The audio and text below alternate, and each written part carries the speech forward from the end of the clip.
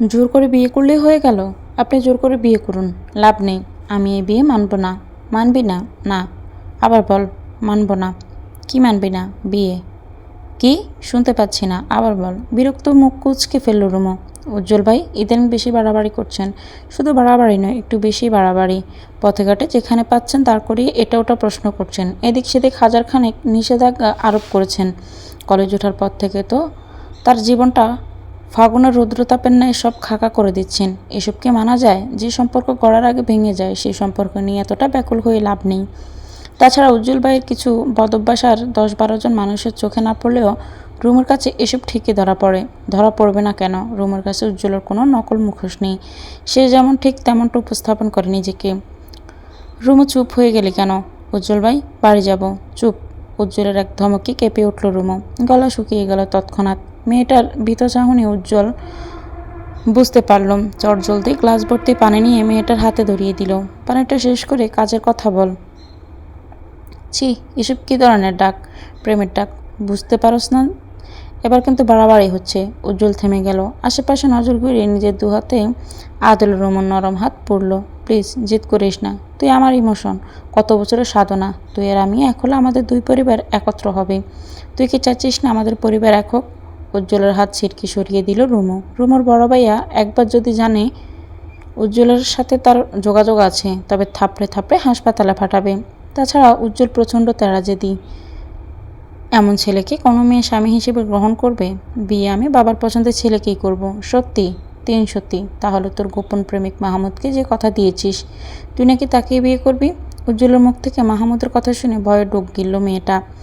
যতবার যত ছেলের প্রেমের প্রস্তাবে রাজি হয়েছে, এই বেয়াদব উজ্জ্বল সবাইকে মেরে হাত পা ভেঙেছে। এসব ভয়ে রুমু প্রকাশ্যে প্রেম করার সাহস করেনি। শেষ ভরসা মাহমুদ। কলেজে উঠে একটু আধটু পাখা সবারই গজায়, প্রেমের হাওয়া গায়ে লেগে যায়। বেচারি রুমুর ক্ষেত্রে ব্যতিক্রম নয়। কথা বের হচ্ছে না কেন ডার্লিং? বাড়ি যাব, যেতে দিব। বল ভালোবাসি। ভালোবাসি না। কাকে বাসিস? আপনাকে বলবো কেন? উজ্জ্বল বিরক্ত হয়ে গেল। রুমুর হাত চেপে কাছে টানলো। এত জেদ তোর? জেদ কি একা আপনার আছে? আর কারো নেই? না, নেই। তোর জেদ আছে, এতেই আমি খুশি। সৈয়দ উজ্জ্বল হাসানের বউ যে হবে, তার তো জেদ থাকতেই হবে। তুই জেদ করবি, আমি তোর গাল চেপে দেব, আদর করব, মান ভাঙাবো। ডার্লিং, রাজি হয়ে যা। আর থাকা যায় না। হঠাৎ দরজার কড়াকাতে কেঁপে উঠল রুমন। সেই সাথে সতর্ক হলো উজ্জ্বল। বাইরে থেকে শোনা যাচ্ছে তার বন্ধু সিয়ামের গলা। ছেলেটা এখন তার প্রেম আলোচনায় বাধা দিচ্ছে কেন? অবশ ডার্লিংটাকে বোঝাচ্ছে উজ্জ্বল তাকে ছাড়া কতটা বেমানান, অথচ বন্ধু বুঝেও বিরক্ত করছে। উজ্জ্বল উঠে দাঁড়ালো। চটজলদি দরজা খুলে দরজা ঠেসে দাঁড়ালো। সিয়ামের দিকে তাকিয়ে কড়া গলায় বলে, কি সমস্যা সিয়াম? তুই এতক্ষণ রুমে কি করছিস? ভাই, আল্লাহর হস্তে বের হ। আম্মা এসে যাবে। তোর ভাবির সাথে মিটিং করছি। এখনও মেনেছে কিছু? একদমই না। আশ্চর্য, ছোট থেকে বড় করেছে চকলেটের লোভ দেখিয়ে, এখন বড় হয়েছিস আদর্শ এক প্রেমের লোভ দেখিও। এই মেয়েকে মানাতে পারছি না। কিছু কর ভাই, দম বন্ধ হয়ে মরে যাব। তোর ভাবির চোখ ইদানিং অন্যদিকে যাচ্ছে। এত হতাশ হচ্ছে কেন? নতুন নতুন কলেজে উঠলে যে রঙিন হাওয়া গায়ে লাগে বুঝিস না? তুই একদম জোরাজুরি বকাঝকা করবি না। তাড়াতাড়ি রুম থেকে বের হ। সিএম কথা শেষ করতে রুমে এসে উজ্জ্বলের পিঠ খামচে ধরল। আকস্মিক ব্যথায় উজ্জ্বল সরে দাঁড়াতে রুম কক্ষ থেকে বেরিয়ে যায়। মেয়েটা এখানে স্থির হয় না, একচোটে পালিয়ে যায় অন্য কক্ষে। দিশাহীন হয়ে খুঁজতে থাকে তার বান্ধবী সুরাইয়াকে। সুরাইয়া কাচুমাচু মুখে দাঁড়িয়েছিল রান্নাঘরের রুমে।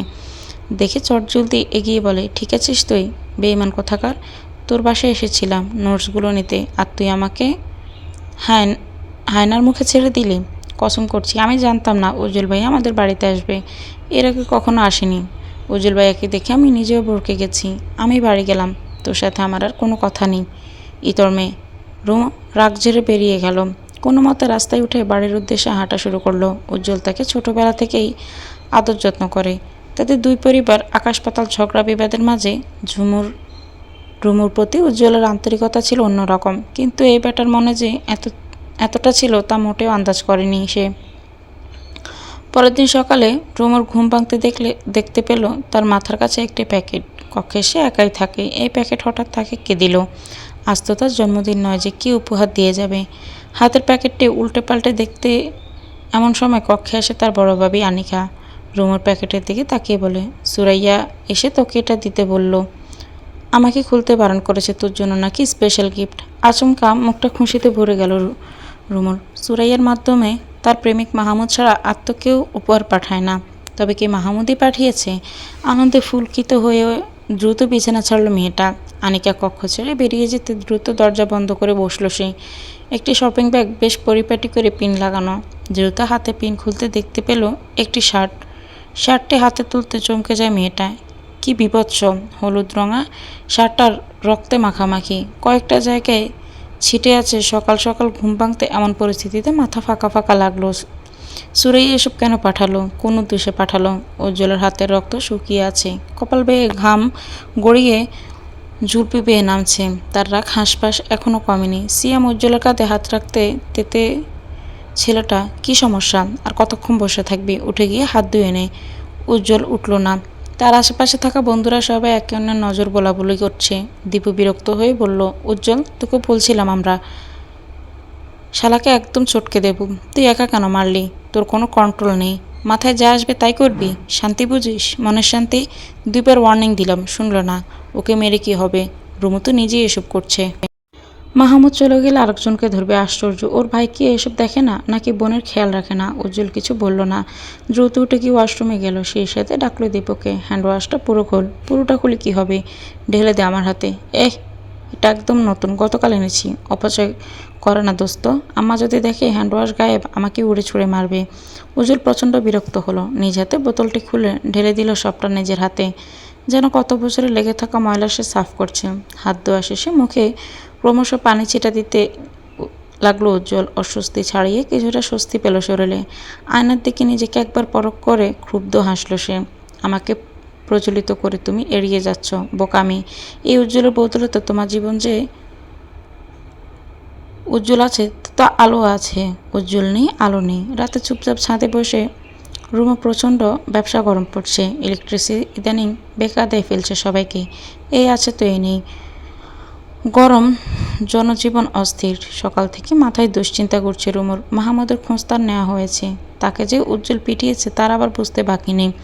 হঠাৎ আবছা আলোয় মানব অস্তিত্ব টের পেতে ভয়ে কুঁকড়ে যায় রুমু। এই মুহূর্তে ছাদে কেউ থাকার কথা নয়, থাকলেও নিশ্চয়ই সিঁড়ি দিয়ে উঠবে। কিন্তু অস্তিত্বের দেখা মিলল ছাদের এক কোনায়।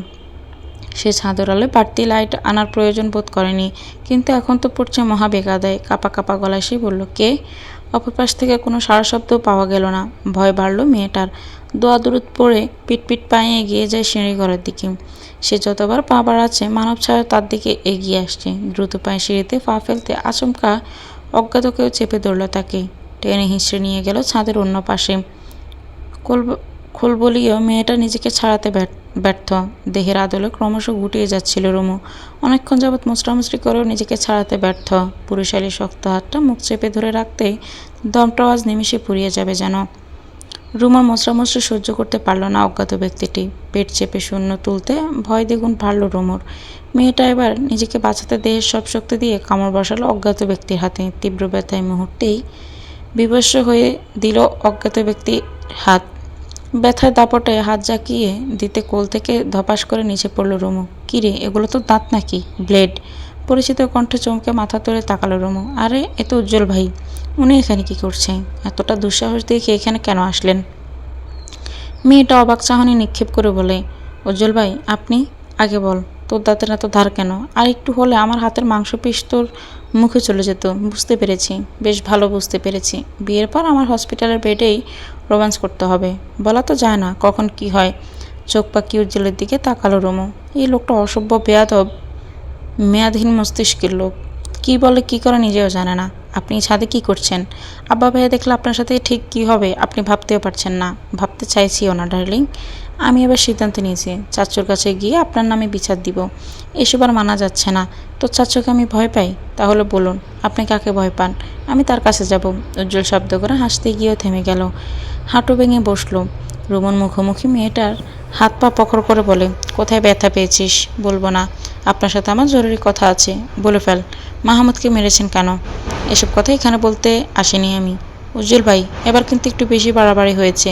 ছেলেটাকে একদম হসপিটালে শুইয়ে দিলেন। ওর শার্ট দেখে আটকে উঠেছি আমি। আপনি কি মানুষ? ওর ডিম দুটো ভেঙে দিলে বেশি শান্তি পেতাম। ডিম? কিসের ডিম? মাহমুদের ডিম মানে? উজ্জ্বল নিঃশব্দে হাসে। রুমের প্রশ্নবিদের চাহনি তাকে বেশ মজা দিচ্ছে। তোকে বলছি না প্রেম করিস না, তুই তো আমার বউ হবি, তাহলে কেন এপাতে ওপাতে মুখ দিচ্ছিস? আগের দিন বাগি খাইছে, আপনি জানেন না? জানতে চাই না। সৈয়দ উজ্জ্বল আনিস এক কথার ছেলে। তোর আব্বাকে যখন শ্বশুর ডেকেছি তখন পার্মানেন্ট শ্বশুর বানিয়ে ছাড়বো, এই আমি বলে দিলাম। আপনার কথা আপনার কাছেই রাখুন। এখানে কি করে আসলেন উজ্জ্বল ভাই? তোর বাড়ির আম গাছ আর আমার বাড়ির আম গাছ যে প্রেম করছে জানিস? তারা দুজন দুজনের মাঝে ঢালপালা ছড়িয়ে দিব্যি প্রেম করছে। সেই কাজ বেয়ে এসেছি। ভাইয়া বলেছে আপনাদের গাছের ডাল কেটে দেবে। আপনাদের গাছ কেন এলো আমাদের সীমানায়? তোর ভাইয়া তোর মা দুজনের মন হিংসায় ভরা, বুঝলি? না হলে গাছের সাথে কেউ এমন করে? অবলা গাছের কী দোষ? রুমু চুপসে যায়। এ কথা মিথ্যা নয়, তবুও আপন বলে সত্যটা সে দিব্যি হজম করে নেয়। উজ্জ্বল রুমুকে টেনে দাঁড় করায়। মুখভঙ্গিমা পাল্টে আদেশ সুরে বলে, এখান থেকে গিয়ে তাড়াতাড়ি খেয়ে ঘুমিয়ে যাবি। তোর ভাইয়ের অপেক্ষায় থাকবি না। আর হ্যাঁ, রুমের দরজা আটকে দিবি। কেন? কেন বলেছি সেটা তোর না বুঝলেও চলবে। তোকে যা বলছি তাই করবি। যদি না করি তবে একটা অচর এদিক সেদিক হবে না, একদম গালের উপর দিয়ে যাবে। কি? উজ্জ্বল ভাই, আপনি আমাকে মারবেন? আমি কেন মারবো? তোকে মারার লোকের অভাব আছে? যে গালে এখন চুমু খেতে পারি সেই গালে মারবো? এ তো আমি স্বপ্নেও ভাবতে পারি না। খালি আপনার বাজে কথা। বাজে কথা নয়, সত্যি। যেদিন বিয়ে করে নিয়ে যাব সেদিন বুঝবি কত বছর হয়ে গেল তুই আমাদের ঘরে যাস না। তো ছোট তুই পায়ের দৌড়ঝাঁপ আমরা সবাই মিস করি। আমার রুমে ঢুকে যে ভুঁই ছিঁড়তি মনে আছে? কতবার মারতে গিয়েও মারিনি তোকে। মারলে আমি নিজেই শান্তি পাবো না। অতীতে ধুলো জমা স্মৃতি আবার স্মরণে আসতে মুখটা গোমরা হলো রুমুর। কত সুন্দর ছিল সেই দিনগুলো। সৈয়দ বাড়ি জুড়ে ছিল হাসি, আনন্দ, মাতামাতি। সেই সময়টাতে সুখের পাশাপাশি দুঃখটাও ভাগ করে নিত সকলে। অথচ কালবৈশাখী নেয় মানুষ ঝড়ে সৈয়দ বাড়ির মাঝ উঠানে দেয়াল গড়ে তোলে। আর স্বেচ্ছায় মুখ দেখাদেখি করেনি দুই ভাই, মানে সৈয়দ বাড়ির কর্তারা। এত বছরের ঝামেলাকে স্মরণে রেখেও উজ্জ্বল রুমুকে পার অদম্য মনোবলে দিন গুনে।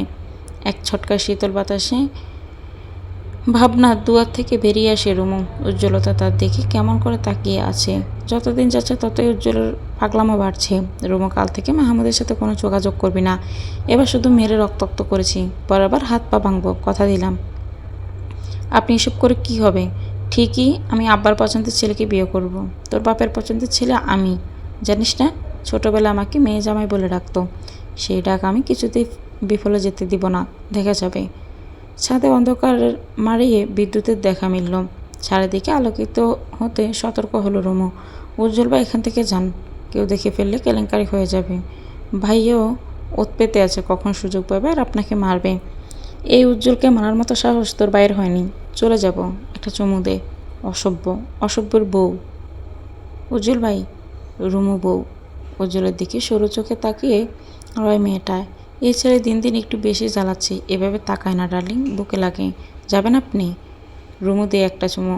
আমার নামের মান সম্মান ঘেটে করে দিচ্ছেন আপনি। রুমুর রাগান্বিত মুখটা দেখে উজ্জ্বল হাসে। দ্রুত রুমুকে হ্যাঁচকা টেনে কপালে একটা চুমু খায়। মেয়েটা অবাক রাগ দেখিয়ে কিছু বলার আগে উজ্জ্বল ছাদ পেরিয়ে গাছে উঠে যায়। উজ্জ্বলের কথায় আজ পাত্তা দিল না রুমু। তাকে বলেছিল রুমের দরজা বন্ধ করে যেন ঘুমিয়ে থাকে। অথচ মেয়েটা বসার ঘরে ভাবিকে নিয়ে টিভি দেখছে। এখন রাত প্রায় 11টা। কলিং বেল বাজতে দরজা খুলে দেয় রুমুর ভাবি আনিকা। রুমুরা ভাই বোন দুইজন। বড় ভাই রাশেদ বয়স 30-এর কোঠায় পৌঁছে গেছে। বাবার ব্যবসা দেখাশোনা এবং কীভাবে আরও উন্নত করা যায় সেই প্রয়াসে মত্ত থাকে ছেলেটা। বসার ঘরে এসে রুমুকে দেখতে পেয়ে সরু চোখে তাকালো রাশেদ। হাতের সিলভার রঙের ঘড়িটা খুলে দিল আনিকার হাতে। রিমোটের সাহায্যে টিভি অফ করে রুমুর মুখোমুখি বসলো সে। তোর পড়া নেই রুমু? পড়া শেষ। ডাহা মিথ্যা কথা, অনায়াসে বলে ফেললো মেয়েটা। সন্ধ্যার পর সে আজ পড়তেই বসেনি। আনিকা আর চোখে তাকালো। সে জানে রুমু আজকে পড়তে বসেনি। এই সত্য কথা রাশেদ জানলে বেজায় রেগে যাবে। রুমু তোর ফোনটা কোথায়? কলেজায় মোচড় দিল মেয়েটার। ভাইয়া কখনো ফোন এভাবে চায় না, তবে আজ কেন? কেন ভাইয়া? কৈফিয়ত দেওয়া লাগবে তোকে? তুই যে কী করিস, কী ভেবেছিস আমি খবর পাবো না? আচমকা রেগে গেল রাশেদ। প্যান্টের বেল্ট খুলে হাতে তুলে তেড়ে যায় রুমুর দিকে। ঘটনাটা এতটাই তাড়াতাড়ি ঘটে যায় রুমু হতবাক এবং স্তম্ভিত। রাশেদকে দ্রুত বাধা দেয় আনিকা। রাশেদ মেজাজ সর্বদা একটু বেশি গরম থাকলেও কখনো মারামারির দিকে যায়নি। বিয়ের এত বছরেও স্ত্রীর গায়ে হাত তোলেনি। তাহলে আজ একমাত্র বোনকে এভাবে মারতে আসার কারণ কি? রাশেদের গলার আওয়াজে ছুটে আসেন তার মা রাবেয়া এবং বাবা সৈয়দ ইসমাইল। আনিকাকে সরিয়ে পকেট থেকে ফোন বের করলো রাশেদ। একটি ভিডিও অন করে ফোন বাড়িয়ে দিল ইসমাইলের দিকে। ভিডিওটি দেখো, কপালে ভাঁজ পড়ে যায় রাবেয়া এবং ইসমাইলের। রাশেদ আচমকা রুমার গালে চড় বসালো। মুহূর্তে অপ্রস্তুত হয়ে পড়ল সকলে। এই চড়টা কথা যেন আজীবন তোর মনে থাকে। তুই সৈয়দ বাড়ির মেয়ে হয়ে এসব করিস, টিকটকে নাচানাচি করিস। তুই আমার বোন হয়ে এতটা লিমিট ক্রস করার সাহস তুই কি করে পেলি? তোর বুক কাঁপলো না? এ রাশেদ যদি জানে তোর কি হবে? বেয়াদব মেয়ে, তোর ভাবনা এলো না? তুই এক্ষুনি টিকটক অ্যাকাউন্ট ডিলিট করবি। ইসমাইল ছেলেকে টেনে সরিয়ে আনলেন। ব্যাপারটা ঠান্ডা মাথায় হ্যান্ডেল করা যায়। এতটা চড়াও হচ্ছ কেন?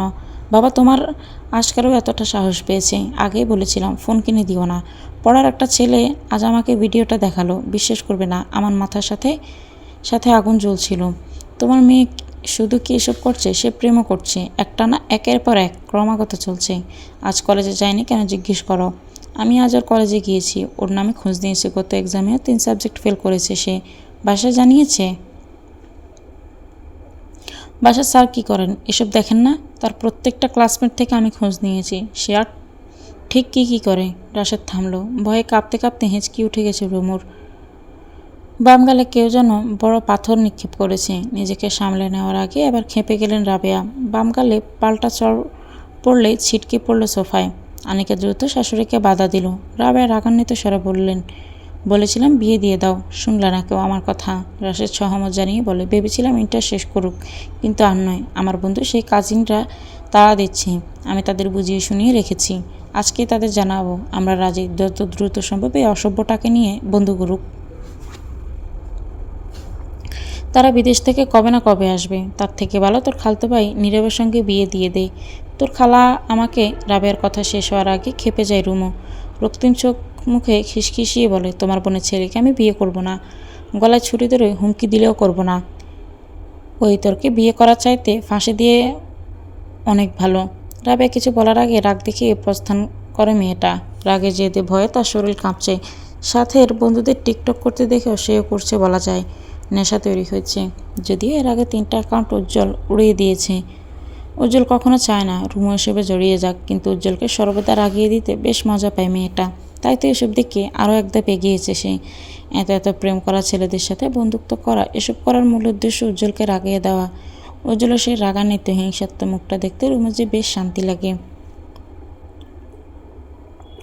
ছোটবেলা থেকে উজ্জ্বলের যারপনায় পাগলামোগুলোতেই সে অভ্যস্ত। এই পাগলটাকে খেপিয়ে যে বেশ মজা পায়। রুমার নাম্বার বন্ধ পেয়ে চিন্তায় মাথা ধরে এলো উজ্জ্বলের। মেয়েটার উপর দিয়ে কী জানি কোন ঝড় গেল। রাশেদ যে রুমুর টিকটকের ব্যাপারে শাসন করবে এটা উজ্জ্বল আগেই জানতো, তাই অগ্রিম কিছুটা জানায়নি রুমুকে। এ মেয়ের একবার শিক্ষা হওয়া উচিত। অতি বার বেড়েছে। উজ্জ্বল মাঠের এক প্রান্তে দাঁড়িয়ে রুমুর অপেক্ষায়। উজ্জ্বল অনার্স 3য় বর্ষের ছাত্র, একটি জাতীয় বিশ্ববিদ্যালয়ে পড়াশোনা করছে। অপরদিকে রুমু একই প্রতিষ্ঠানে ইন্টার সেকেন্ড ইয়ারে পড়ছে। মাঠের এক প্রান্তে ভার্সিটি ভবন, অপর প্রান্তে কলেজ ভবন। তাই রুমুর সাথে উজ্জ্বলের দেখা হওয়া কঠিন কিছু নয়। গেট দিয়ে মাস্ক পরা রুমুকে দেখে ভ্রু কুঁচকে যায় উজ্জ্বলের। এই মেয়ে তো মাস্ক পরে আসে না, তবে আজ কেন? উজ্জ্বল এগিয়ে যায়, রুমু হাত টেনে নিয়ে যায় এক কোণে। কিরে, মাস্ক পরলি কেন? কাল আপনি সবটা জেনেও আমাকে বললেন না কেন উজ্জ্বল ভাই? সতর্ক করেছিলাম তো, আমার কথা শুনিসনি। এভাবে কেউ সতর্ক করে? আমাকে জানিয়ে রাখলে কি হতো? উজ্জ্বল প্রত্যুত্তর না করে রুমান মাস্ক নামিয়ে দিল। মেয়েটার বাম গালে 2 আঙুলের ছাপ স্পষ্ট, ঠোঁটের কোণে কেটেছে। উজ্জ্বলের বুকটা কেঁপে উঠল। রুমুর গাল ছুঁয়ে ধমক শুরু বলে, সব কিছুতেই তোর পাক নামো। বলেছিলাম তো ঘুমিয়ে যাবি, তাহলে এমন হতো না। আর এই শিক্ষাটা তোর দরকার ছিল, অতি বার বেড়েছিলি। এবার আপনিও মারুন, মেরে ফেলুন আমায় সকলে মিলে। রুমুর চোখ ঝাপসা হয়। কান্না আটকানোর বৃথা চেষ্টা চালিয়ে যাচ্ছে সে। খেয়ে এসেছিস? যে মাঠটা খেয়েছি আর কিছু খাওয়ার প্রয়োজন নেই। চল আমার সাথে। আগে পেট পুড়ে খাবি, তারপর ক্লাসে যাবি। খাবো না আমি। ছাড়ো না আমার হাত। চুপ কর। উজ্জ্বল টেনে নিয়ে গেল রুমুকে। ছেলেটার শক্ত হাতের সাথে কিছুতেই পেরে উঠছে না সে। উজ্জ্বল ভাই ছাড়ুন। এবার আপনিও কি মারবেন? কি খাওয়াবেন? মার। উজ্জ্বল চুপচাপ হাঁটতে থাকে। রুমু পুনরায় হাত জাকিয়ে দিয়ে বলে, কি হলো বলুন, কি খাওয়াবেন? আমাকে খাওয়াবো, খাবি? বউ অন্য ছেলেদের দিকে চোখ দিচ্ছিস কেন? সুন্দর জিনিস দেখতে হয়। উজ্জ্বল ভাই আপনি দেখুন, বারণ করছে কে? আমি তো বছরের পর বছর দেখেই যাচ্ছি, এখনও দেখছি। রুমু চোখ সরিয়ে তাকালো উজ্জ্বলের পানে। ছেলেটাকে বেঞ্চি কেটে বলে, কে সে শুনি? সে প্রশ্নটা ছড়েছে সে। রুমা প্রত্যুত্তর করল না। পুনরায় তাকালো পাশের টেবিলে থাকা ছেলেটির দিকে। বুকের ভেতরটা মুহূর্তে ছ্যাঁত করে উঠল উজ্জ্বলের। নিয়ন্ত্রণহীন ছেলেটা কি করে যে নিজেকে নিয়ন্ত্রণে রাখছে তা তো সে বুঝতে পারছে না। কলেজের পাশে একটি সাধারণ হোটেলে বসে আছে তারা। এখানে কম দামে পেট পুরে খাওয়া যায়। বিদেশ সকল স্টুডেন্টদের ঢল নামে। গরম গরম সিঙ্গারা, সমোসা, পুরি, খিচুড়ি, পরোটা সহ ইত্যাদি বেশ কম দামেই পাওয়া যায়। রুমু কী খাবে? খিচুড়ির সাথে ডিম ভাজা। উজ্জ্বল খাবার অর্ডার করে পুনরায় তাকালো রুমুর পানে। অথচ মেয়েটা এখনও সেই ছেলেকে প্রখর করছে। উজ্জ্বল ভাই জানেন, এই ছেলেটা অনার্স ফার্স্ট ইয়ারের। ইন্টারের মেয়েরা তার দিকে হাঁ করে তাকিয়ে থাকে। একটা ছেলে কি করে পারে এতটা কিউট হতে? পুরা মাখন। উজ্জ্বল ঠোঁট বাঁকিয়ে হাসলো। হ্যাক ছেড়ে ডাকলো ছেলেটাকে। উজ্জ্বলের ডাক পেয়ে দ্রুত উঠে আসলো ছেলেটা। সৌজন্যের হাসি দিয়ে বলে, উজ্জ্বল ভাইয়া ভালো আছেন? ভাবিও এসেছে দেখছি। ভাবি? এই মুহূর্তে পৃথিবীর সবচেয়ে বিরক্তিকর শব্দ বলে মনে হচ্ছে। রুমোর সুন্দর ছেলেটা তাকে ভাবি ডাকছে। রুমো কটমট চোখে তাকালো উজ্জ্বলের পানে। অথচ উজ্জ্বলের সেদিকে পাত্তাই নেই। সে ছেলেটাকে সহিত কথা বলতে ব্যস্ত। সময় পেরিয়ে গেল আরও কিছুক্ষণ। গরম গরম খিচুড়ি গপাগপ মুখে পুড়ছে মেয়েটা। উজ্জ্বল সেদিকে তাকিয়ে চোখের তৃপ্তি মেটাচ্ছে। আচমকা পিঠে দানবীয় থাবায় চোখ কুচকে নেয় রুমু। গাড় গড়িয়ে বন্ধু ফাহিমকে দেখে হাত দাঁত পেশে গা জাড়া দিয়ে বলে, এভাবে কেউ মারে? ব্যথা পেয়েছি ফাহিম। তুলোর বস্তা আবার ব্যথা পায়? ফাহিম কথাটা বলে দ্বিতীয়বার রুমুর গাড়ে হাত রাখল। যার পর নেই এই ব্যাপারটা মোটেও পছন্দ হলো না উজ্জ্বলের। ছট করে রাগটা নিয়ন্ত্রণ হারিয়ে ফিরে এলো তার মুখোশে। চোখের পলকে ফাহিমের হাত মুচড়ে ধরল সে। টনটন ব্যথায় কুকিয়ে উঠল ফাহিম। হাতটা যেন এক্ষুনি ভেঙে গুঁড়িয়ে যাবে। এ হাত আমি রাখবো না, এ হাত আস্ত থাকবে না। দ্বিতীয়বার ফাহিমের হাত উল্টে মুচড়ে দিয়ে উজ্জ্বল তার রাগান্বিত মুখটা দেখে দিক বেদিক সব গুলিয়ে গেল রুমুর। বসা থেকে উঠে দাঁড়িয়ে উজ্জ্বলের হাত টানতে উজ্জ্বল তাকে এক ধমকে স্থির করে ছাড়ে। হোটেলে সকলে জড়ো হয়ে যায়। উজ্জ্বলের অনেক পরিচিত ছোট ভাই, ক্লাসমেট, বড় ভাই এগিয়ে আসে। হোটেলের ক্যাশে বসা লোকটির সাথে উজ্জ্বলের বেশ ভালো সম্পর্ক। তিনি চাইলেন উজ্জ্বলকে থামাতে, কিন্তু বেপরোয়া উজ্জ্বল কাউকে কি মানে? পাত্তা দেয়? ফাহিমের পিঠে 3-4টে ঘুষি দিয়ে স্থির হয় সে। তার অগ্নিশর্মা মুখখানি দেখে রুমু তাকে থামানোর সাহস করে না। উজ্জ্বল হাত টেনে এগিয়ে আসে রুমুকে এবং মুখোমুখি করে ফাহিমের সহিত। কী রে বন্ধু, পাতিয়েছিস বলে এই ছেলে তোর গায়ে হাত দিবে? এতটা অনুমতি দিয়ে দিয়েছিস? আমি বুঝতে পারিনি উজ্জ্বল ভাই। ফাহিম এমন ছেলে নয়। কেমন ছেলে? বল বল আমায়, সে কেমন ছেলে? আমি দেখলাম তো। আমার চোখ কি ভুল দেখেছে? উজ্জ্বল ভাই? কে ভাই? কে ভাই? এমন থাপ্পড় দিব জীবনে গালে আর ব্লাসন লাগাতে হবে না। রুমু চুপসে যায়। ফাহিম উজ্জ্বলের পা ছুঁয়ে বসে যায়। সে জানে এ ছেলে মারপিটে কতটা ওস্তাদ। ফাহিম নিজের যান বাঁচাতে বলে, উজ্জ্বল ভাই আমাকে এবারের মতো ছেড়ে দিন, আর কোনোদিন এমন ভুল হবে না। ছাড়বো? রুমুকে আগে খালাম্মা ডাক। ডাক খালাম্মা। শেষোক্ত বাক্যটি বেশ জোরেই বলল উজ্জ্বল। শেষ পর্যন্ত তাকে খালাম্মা বানিয়ে ছাড়ল। রুমু চোখ মুখ খিঁচে উজ্জ্বলের পানে তাকাতেই উজ্জ্বল চোখ রাঙায়। ফাহিম নিজেকে ছাড়াতে রুমুকে উদ্দেশ্য করে বলে, খালাম্মা। উজ্জ্বল ঠোঁট বাঁকিয়ে হাসে। শীতল হয় উত্তপ্ত রক্তকণা। টকবক মস্তিষ্ক স্থির হয় মুহূর্তে। শুধু রুমু নয়, কোনো মেয়ের গায়ে যদি এভাবে হাত দিস, হাত ভেঙে দেবো জানোয়ার। 10 মিনিট যেমন হোটেলের পরিবেশ পাল্টে যায়, ঠিক তেমনি 10 সেকেন্ডে পুনরায় পাল্টে যায়। যে যার কাজে ব্যস্ত হয়। রুমার গলা দিয়ে খাবার নামার পরিস্থিতি নেই, অথচ উজ্জ্বল জেদ ধরে বসে আছে যে করেই হোক তাকে খাবারটা শেষ করে দিতেই হবে। কি হলো? এতটুকু খিচুড়ি শেষ করতে কতক্ষণ লাগে? খাবো না, প্লিজ এখান থেকে চলুন। আবার কথা বলে, আদর করে খাওয়াতে হবে। আয় করে বস, গাল চটকে আদর করে খাইয়ে দেব। না থাক, ওসব বিয়ের পর করা যাবে। এখন বরং নিজ হাতে খা। আপনার কি লজ্জা শরম নেই? ছোট বোন হই, বুঝলেন? তুই আমার হবু বউ, বুঝলি? আপনার মতো ছেলের কাছে কে বিয়ে দিবে, তাই নাকি? টেস্টোস্টেরন হরমোন আমার শরীরে লাফালাফি করার আগে তোর বাপ আমাকে মেরে জামাই হিসেবে স্বীকৃতি দিয়েছে। আর তুই বলছিস কে মেয়ে দিবে? আমার ভাই চক্ষু শুনল। আপনি বুঝলেন? তোর ভাইকে গুনছে কে? তুমি রাজি জামাই সাজি, কে করেগা কাজী। বিয়ের পর দুজন মিলে ভাজবো ডিমবাজি। শুধু ডিমবাজি দিয়ে আমি ভাত খেতে পারি না উজ্জ্বল ভাই। দূর, গানটা তো শেষ করতে দিবি। রুমু চুপচাপ খাওয়ায় মনোবেশ করে। তার সামনে বসে থাকা যুবকটি তাকে না পেলে ঠিক কী করতে পারে তার জন্য সামান্য টের পাচ্ছে সে। রুমু বাড়ি ফিরল। ভর দুপুরে উজ্জ্বল ভাইয়ের কত শখ রুমুকে বাইকে চড়িয়ে এই শহর ঘুরবে, অথচ সেই সুযোগ আর কই। উজ্জ্বলের ত্রিসীমানায় রুমুকে পেলে তাণ্ডব চালাবে রাশেদ। বাড়িতে প্রবেশ করতে একমাত্র খালা হালিমাকে দেখে রুমুর কলিজা কেঁপে ওঠে।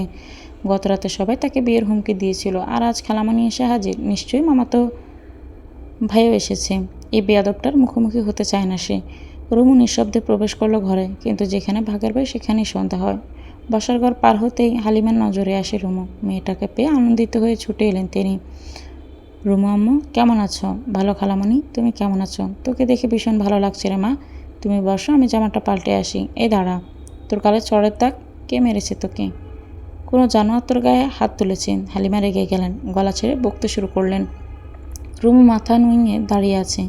কেন চড় খেয়েছে সে কথা শুনলে নিশ্চয় উনিও আরেকটা চড় বসিয়ে দেবেন। বকাবকির মাঝে হালিমা বলেন, আমার ছেলের বউয়ের গায়ে কে হাত দিল? আমিও দেখতে চাই তাকে। আমার ছেলে জানলে সে হাত আস্ত রাখবে না। ব্যাস, দম আটকে আসলো রুমুর। ছেলের বউ মানে এই কুলাঙ্গারটাকে জীবনে বিয়ে করবে না রুমু। মুহূর্তে মাথার মধ্যে দপাদপ আগুন জ্বলে উঠল। কাঁধের ব্যাগটা আঁকড়ে ধরে চলে গেল নিজ কক্ষে। এতক্ষণ হালিমার কথাগুলো গিলছিলেন রুমুদের বাড়ির কাজের মহিলা রহিমা। এক বাড়িতে কাজ করে মাসে যত টাকা ইনকাম করেন তার থেকেও ডাবল ইনকাম করেন রুমুদের বাড়ির সব কথা উজ্জ্বলকে সাপ্লাই করে। উজ্জ্বলের বেশ ভক্ত তিনি। ভক্ত হবেন না কেন? রুমুদের বাড়ির গুরুত্বপূর্ণ কিছু তথ্য প্রদানের মাধ্যমে উজ্জ্বল আর্থিক ভাব ওনাকে বেশ সাহায্য করে।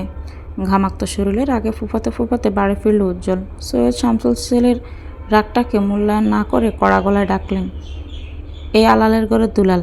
আমি দুলাল নই বাবা, শামসুল্লার ঘরের উজ্জ্বলা। চুপ কর, ইদানিং তোকে সময় মতো খুঁজে পাওয়া যায় না। কোথায় থাকিস? আমার ব্যবসায় একটু সময় দিতে পারিস তো? শুরু হলো তোমার একটা ছাল। হ্যাঁ, শুরু হলো। এই যে পড়াশোনা করছো, এসব কোন কাজের নয়। যতটুকু শিক্ষা নেওয়া নিয়েছ যথেষ্ট হয়েছে। এখন তোমাকে শিখতে হবে কীভাবে রুজি রোজগার করতে হয়। আমার ভাইয়ের ছেলেকে দেখো না, তোমার লজ্জা হয় না? রাশাদ নিজের বাবার ব্যবসা সামলাচ্ছে, কীভাবে আরও উন্নত করা যায় সেই চেষ্টায়। আর আমার ছেলে বাইক একটা নিয়ে সারাদিন এদিক থেকে ওদিক, সেদিক থেকে এদিক। উফ বাবা, রাশেদের সাথে আমার উদাহরণ দেবে না। রাশেদ কেন বাবার ব্যবসায় বসেছে তুমি জানো না? মাত্র 21 বছর পালিয়ে বিয়ে করে বাড়িতে উঠেছে। সে পড়াশোনা গোল্লায় নিয়ে প্রেম পিএইচডি করেছে। চুপ কর, সে যা ইচ্ছে করুক, তুই তো তোর মতো হতে পারবি না। আমি কোমর ভেঙে পড়লে আমার ব্যবসা নিশ্চয়ই 7 আসমানে উঠে যাবে। আমার অতি ব্যস্ত পুত্র এসব ছুঁয়েও দেখবে না। দেখবো আব্বা, দেখবো। বয়স তো আমার জন্য অপেক্ষা করছে না, লাফিয়ে লাফিয়ে বাড়ছে। আমাকেও রাশেদের মতো বিয়ে করিয়ে দাও, কথা দিচ্ছি তোমার ব্যবসায় সবুজ বাতির ছড়াছড়ি থাকবে। তোর নিতম্ব দেশে লাথি না মারতে এখান থেকে সরে যা। রাস্তার পাগলাকেও তোকে মেরে দেবে না। উজ্জ্বল দাঁড়ালো না। বাবার এসব অপমান গায়ে মাখলে শুধু শুধু সময় অপচয়। তার এখন অনেক কাজ। রুমুকে শাসন করতে হবে। বালিশে মুখ লুকিয়ে কাঁদছিল রুমু। হালিমের মুখে এমন কথা শুনে তার মন মরে গেছে। উজ্জ্বল অনেকক্ষণ যাবৎ দেদারও সে ফোন করে যাচ্ছে, কিন্তু উজ্জ্বলের ফোন ধরার মতো ইচ্ছে কিংবা আগ্রহ কোনোটাই খুঁজে পাচ্ছে না সে। তার এই অনাগ্রহ বুড়ো আঙুল দেখিয়ে উজ্জ্বল পাঠিয়ে দিল হুমকির বাক্য, ফোন না ধরলে তোর বাসায় এসে হাজির হব। ব্যাপারটা কি খুব ভালো হবে? ব্যাস, ফোন না ধরার আর সাহস পেল না মেয়েটা। প্রচণ্ড বিরক্তি নিয়ে ফোন তুলল সে। উজ্জ্বল ভাই বলুন। রুমু ডার্লিং, গলা এমন লাগছে কেন? কাঁদছিস? কই, নাকামি করে মিথ্যে বলবি না আমার সাথে। তোর নাকি বিয়ে ঠিক তোর খালতো ভাইয়ের সাথে? আপনাকে কে বলল? অবাক ছুঁয়ে ছুঁয়ে পড়ল রুমুর কণ্ঠে।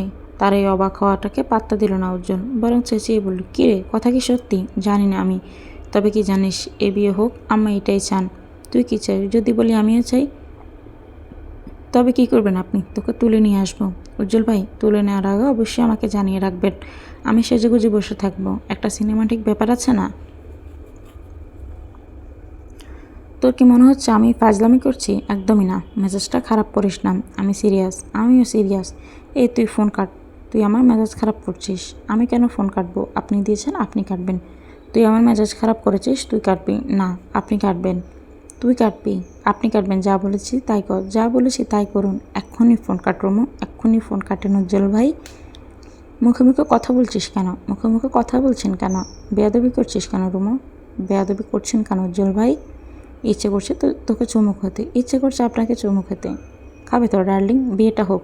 ছট করে থেমে গেল রুমু। উজ্জ্বলকে বোকা বানাতে গিয়ে সে নিজেই বোকা বনে গেল। কি লজ্জা! ইস, কি বলে ফেলল সে! কয়েক সেকেন্ড ঝগড়ার সমাপ্তি জানিয়ে রুমু নিজেই ফোন কাটল। বুকের ভেতর ভাড়ল দুপবুক। উজ্জ্বলের মেজাজ আজ যাই হোক হাই ভোল্টেজে দাপাদাপি করছে। কি করছে, কি করবে সে নিজেও জানে না। রাগারাগি দেখাতে গিয়ে আজ দুপুরে খাওয়া হয়নি। সন্ধ্যায় টেবিলে বসে মাকে ডাকলো বেশ কয়েকবার। উজ্জ্বলার মা নার্গিস তখন টিভিতে পছন্দের সিরিয়াল দেখতে বসেছেন। এই মুহূর্তে ছেলের ডাকাটাকে মোটেও পছন্দ হলো না। কি হচ্ছে, এভাবে সারার মতো ডাকছিস কেন? পেটটা কাঁদছে আম্মা, খেতে দাও। দুপুরে খাসনি কেন? এখন নিজে বেড়ে খাবি, যা। আম্মা তুমি অন্তত আমার বাকি মেজাজটা খারাপ করো না, প্লিজ খেতে দাও। নার্গিস মৃদু হেসে খাবার বাড়লেন। ছেলেকে খাবার দিয়ে বসলেন টেবিলে। উজ্জ্বল খাবার পেয়ে এক মুহূর্তে দেরি না করে গপাগপ পেট পুরে খেতে শুরু করলো। আম্মা তরকারিটা দারুণ হয়েছে। আর কত কাল তুমি রেঁধে খাওয়াবে? এবার অন্তত তোর কি লজ্জা নেই রে? জানিস তোর বাবা আমাকে আজকে কথা শুনিয়েছে, আমি নাকি তোকে আশকারা দিয়ে মাথায় তুলেছি। ব্যবসায় হাত লাগানোর জন্য তোকে জোরাজুরি করছি না, সারাক্ষণ এক ক্যাচাল। আমার ভালো লাগে না আম্মা। আমি আগেই বলেছি, যখন আমার মন বলবে উজ্জ্বল যা গিয়ে বাবার ব্যবসায় বস, তখনই আমি বসবো, এর আগে নয়। তোর মন কখন চাইবে বলতো? সারাদিন টই টই করে ঘুরছিস, না করিস পড়াশোনা, না করিস কাজ। আমি পড়তে চাইনি, তোমাদের অতি চালাকির কারণে আমার আজ এই দশা। ঢাকা বিশ্ববিদ্যালয়ে চান্স পেয়ে দেখিয়েছি, অথচ তোমরা আমাকে পড়তে দিলে না। তোর যা মেজাজ, ঢাকায় গিয়ে তুই যে কী করবি আমরা কি জানি না ভেবেছিস? খারাপ ছেলেদের সঙ্গে পেয়ে আরও খারাপ হবি। তোমাদের বারবার এক কথা, ঢাকায় গিয়ে আমি বিগড়ে যাব। যে খারাপ আর সেমনিই হয়, বাদ দাও, তোমাকে বুঝিয়ে লাভ নেই। জরুরি কথা শোনো, যে কোনো সময় বউ নিয়ে হাজির হব। সে কি কথা? কে সে হতবাগী মেয়ে যে কিনা তোকে বিয়ে করবে? এভাবে বলছো কেন আম্মা? অপমান করতে একটু রয়ে সয়ে করো। যাকে করব বলেছি তাকেই করব। নার্গিস বুঝতে পারলেন উজ্জ্বলের কার কথা বুঝিয়েছেন।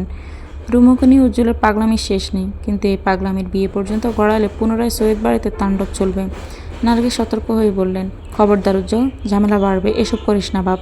রুমিকে ছাড়া যাকে ইচ্ছে বিয়ে কর, আমি বাদ সাধব না, কিন্তু আমার যে রুমুকেই লাগবে। রাতে পারিবারিকভাবে একটি বৈঠক বসলো। রুমুর বিয়ের কথা তুলতে রুমুর মা তার খালা হালিমাকে জানিয়ে এই বাড়িতে আনেন। তার উদ্দেশ্যে যে করেই হোক বোনের ছেলের কাছে একমাত্র মেয়ের বিয়ে দিবেন, যদিও এতে রাশেদ অল্প স্বল্প রাজি। বাকিটা সিদ্ধান্ত সৈয়দ ইসমাইল নেবেন। হালিমা অনেকক্ষণ যাবৎ ইসমাইলকে বোঝালেন। তার ছেলে হিমেলে শিক্ষিত, দেখতে শুনতে মাশাল্লাহ, একটা প্রাইভেট কোম্পানিতে বেশ ভালো বেতনে চাকরি করছে। এমন ছেলে হাতছাড়া করা কি উচিত? তাছাড়া অপরিচিত কারো ঘরে মেয়ে না পাঠিয়ে আত্মীয় স্বজনের মধ্যে সম্পর্ক করলে ভালো হয়।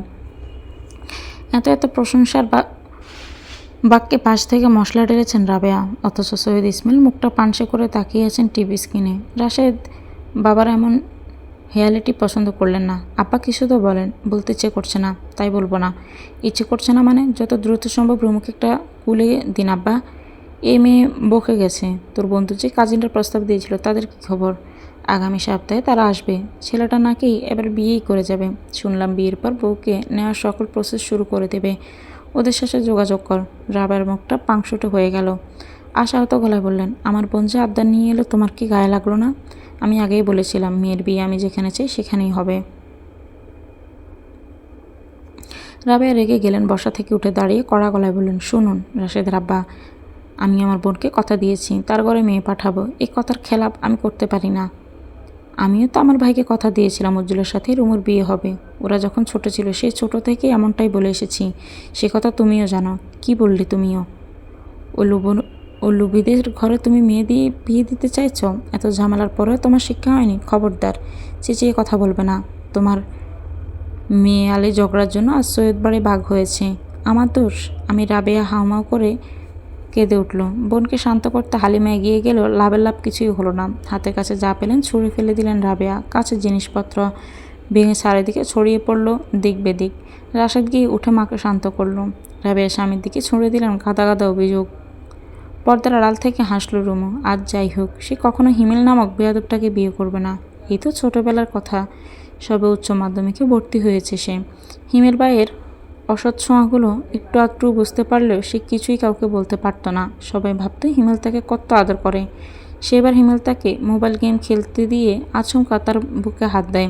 হিমেলের দানবীয় হাতের ছোঁয়ায় রুমু সারা দেহ আচমকা কেঁপে ওঠে। দ্রুত ফোন ছুঁড়ে ফেলে প্রস্থান নেয় মেয়েটা। না, এটা প্রথম কিংবা শেষ নয়। এভাবে কতবার হেনস্থার শিকার হয়েছে সে গুনে গুনে শেষ করা যাবে না। ভয়ে কাউকে কিছু বলতেও পারে না। কাকে বলবে? মা হিমেলের অন্তভক্ত। বাবার ভাইয়ের সাথে খুব বেশি মনখোলা নয় সে। সব মিলিয়ে নিজের কাছে আড়াল রেখেছে। তবে রুমু একা নয়। তার খেলার সাথে রিয়া যখন খেলতে বাড়িতে আসে, মেয়েটাকে চকলেট কেনার কথা বলে বাজেভাবে ছুঁয়ে দেয় হিমেল। সেদিনের পর যতবার হিমেল রুমুদের বাড়ি এসেছে ততবার খেলতে আসেনি রিয়া। হাতের ফোনটা শব্দ করে ধ্যান ভাঙে মেয়েটার। উজ্জ্বল ভাই ফোন করেছেন। রুমু দ্রুত ফোন কেটে নিজ কক্ষে ফিরল। রাত 12টা বাজতে চলল। উজ্জ্বল ভাই এত রাতে কেন ফোন করলেন? রুমু কাল বিলম্বে না করে ফোনটা ধরল। অত্যন্ত দুঃখী দুঃখী গলায় শুধালো, উজ্জ্বল ভাই তুই রুমের লাইট জ্বলছে কেন? ঘুমাসনি কেন? আমার তো বিয়ে উজ্জ্বল ভাই। কি?